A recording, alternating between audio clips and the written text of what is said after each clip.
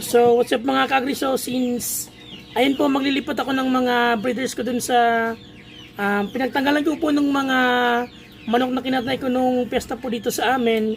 So, ayun, ang una ko pong gagawin, magdi-disinfect muna ko bago ko sila ilipat.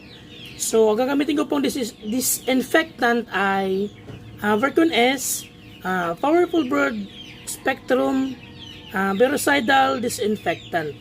So, ang kagandahan po nito ay ito po ay mabisa laban sa bacteria at mga fungi, at hindi lang po yun.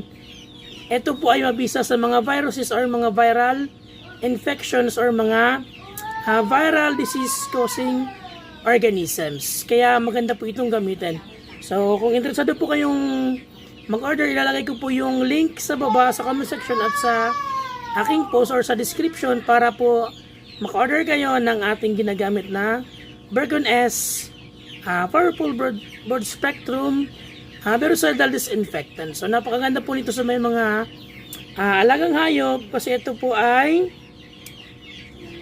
ideal for livestock, housing surface,